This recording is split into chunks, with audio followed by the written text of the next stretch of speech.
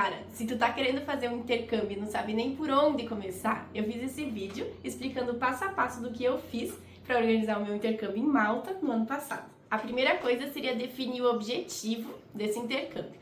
No meu caso, era para aprender inglês e também viajar. Então, por isso que eu escolhi Malta, por ficar na Europa, já para eu ter esses países que eu queria visitar pertinho de mim, e também, então, por conta da língua inglesa sendo uma das suas oficiais. Por que não Inglaterra ou Irlanda, que também ficam na Europa e também falam inglês? Por conta do preço. Realmente, os preços na Europa são muito elevados.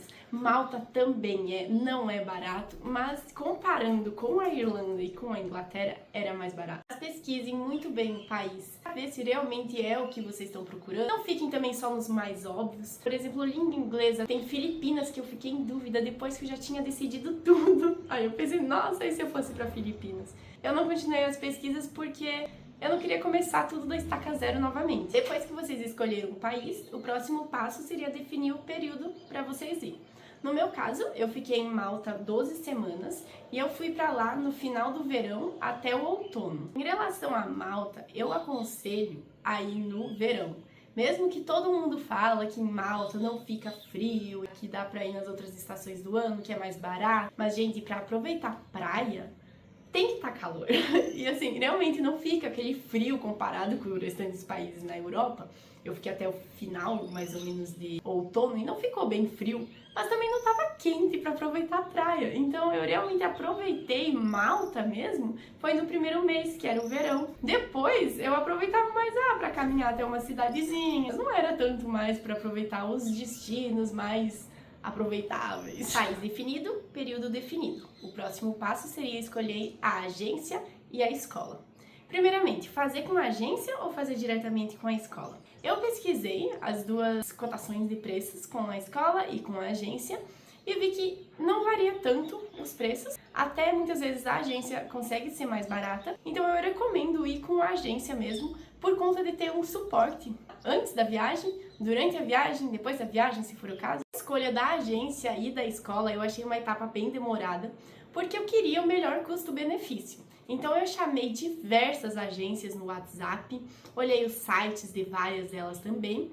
Até eu tenho 2 sites para recomendar, de 2 agências. Eu não fechei o intercâmbio com nenhuma delas, mas eu usei muito o site delas para comparar o preço com as outras agências e também para ver mais observações sobre as escolas. O site que eu vou recomendar é o da Fluency Pass, ele é ótimo para comparar os preços. Então aqui entrando nele você escolhe o país desejado e a quantidade de semanas que você pretende ficar. Nele então vai aparecer as escolas disponíveis e os preços. Aqui você consegue colocar outros filtros, como filtrar pelo menor preço. Também aqui outras simulações, como mudar o número de semanas, a data de início você pode definir, e a acomodação se você quer verificar com ou sem acomodação. Nesse caso, o site da Fluency Pass eu achei muito bom para comparar os preços entre as escolas. Mas o site que eu achei melhor para comparar as observações das escolas foi a Language Course. Nesse site você escolhe a língua, as semanas, aqui o país, tem bem mais opções de países, a cidade, que eu não vou botar, e aqui então aparecem as cidades mais populares, e aqui tem bem mais cursos, né, com 41 opções. Aqui tem a avaliação de cada escola, já tem algumas observações sobre ela, e aqui tem observações sobre a escola bem interessantes para você comparar. Aqui tem as opções de cursos disponíveis, e que eu achei muito legal esses comentários com avaliações dos estudantes. Então você consegue ter uma base para comparar cada escola. Aqui tem a comparação entre a média em Malta e a avaliação dessa escola. O que tem nessa escola disponível, que nem biblioteca, Wi-Fi. Aqui a nacionalidade, que eu acho um ponto bem interessante para ser observado, porque se tiver muito brasileiro na escola, talvez não seja tão interessante. E também a idade dos estudantes, um ponto legal para observar. Isso aqui é bem legal de olhar também, que é os dias que não vai ter aula, então se vocês pegar no meio do feriado, vocês não querem perder alguma aula ou querem perder, aqui vocês podem observar antes se vai ter algum feriado. Então realmente é um site bem legal para vocês explorar e verificar, então, diversas informações sobre várias escolas e comparar elas para escolher a que melhor se enquadra para vocês. Nesses sites aparecem também valores das acomodações, isso pegando com a agência ou com as escolas.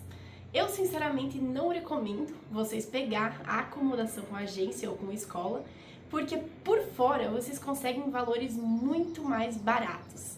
Eu cheguei lá com o Airbnb, eu peguei 2 semanas de Airbnb, se eu não me engano, e depois eu fui buscando outras opções de acomodação em grupos do Facebook e em grupos do WhatsApp.